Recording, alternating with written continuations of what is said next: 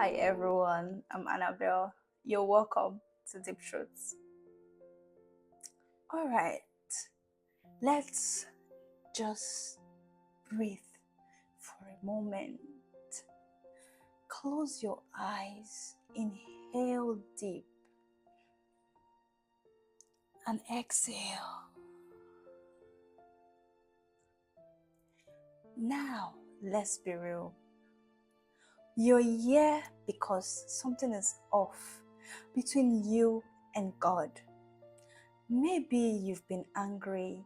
Maybe you've walked away, stopped praying, skipped church, and you don't even want to hear his name right now. And that's okay. I just want to assure you that this is a safe space. Feeling mad at God doesn't make you less spiritual, less Christian, or less worthy of his love. It makes you human. So let's sit with that for a second. Life has hit you hard, and somewhere along the way, you started blaming God for it. You're not alone in that. Let's talk about it. Why are you mad? Did something go wrong that you didn't expect?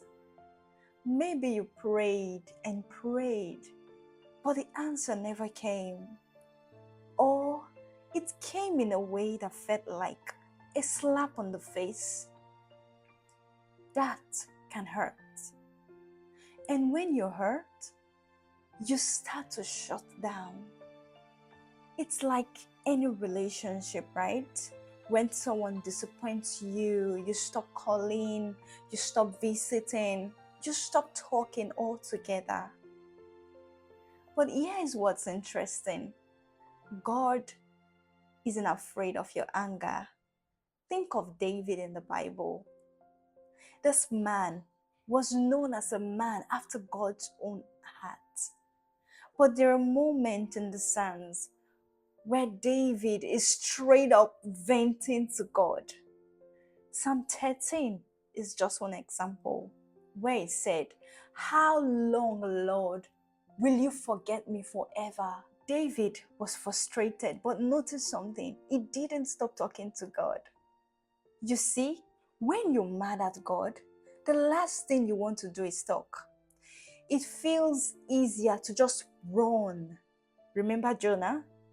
Jonah didn't just ignore God. He tried to run in the opposite direction.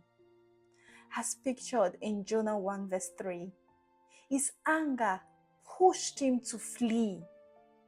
But here is the twist.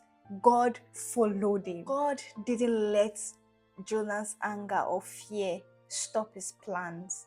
In fact, he met Jonah where he was, even in the fish's belly. Maybe your anger has trapped you in the belly of bitterness, but God is still there, waiting for you to open up again. So let's try this. Imagine you're sitting with God right now. Picture it however you want. He's on the couch across from you, maybe with a cup of coffee or tea. He looks at you and says, "Tell me what's going on." What would you say? Would you tell him you're hurt, confused, tired?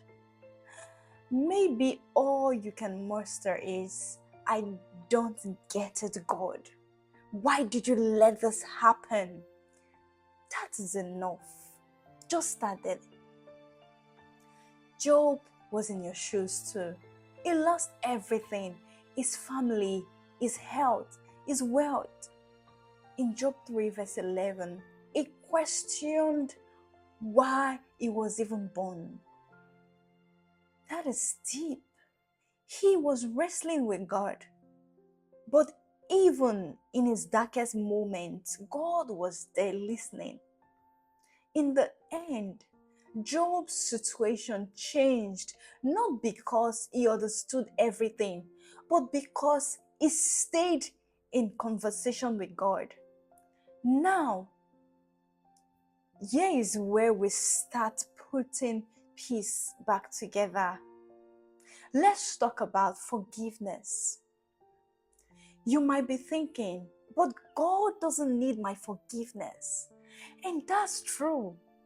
But forgiveness isn't for God, it's for you. Holding on to anger doesn't hurt God, it hurts you. It keeps you stuck.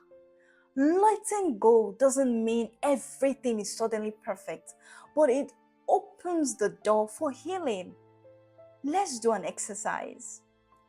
Close your eyes again. And this time, picture yourself holding a heavy weight in your hand. That weight is your anger, your disappointment, your confusion, and all the emotions you feel right now.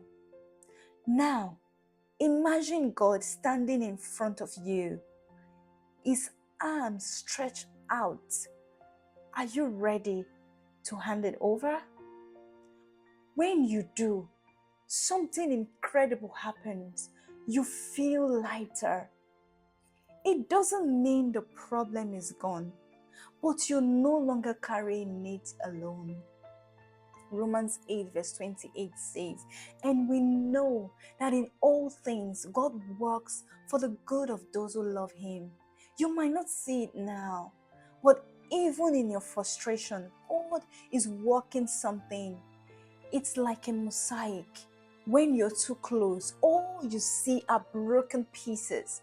But when you step back, you realize that those broken pieces make something beautiful. Maybe you feel distant right now, but God hasn't moved. He is right where he's always been, ready for you to talk to him again. You don't need the perfect words, just real ones.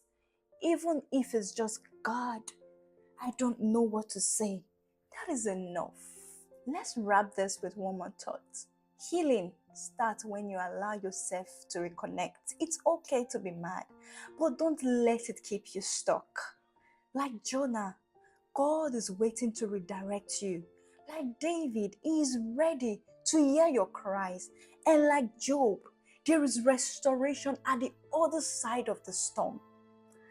So, are you ready to start talking again? God is listening. If you enjoyed this video, let me know by hitting the like button.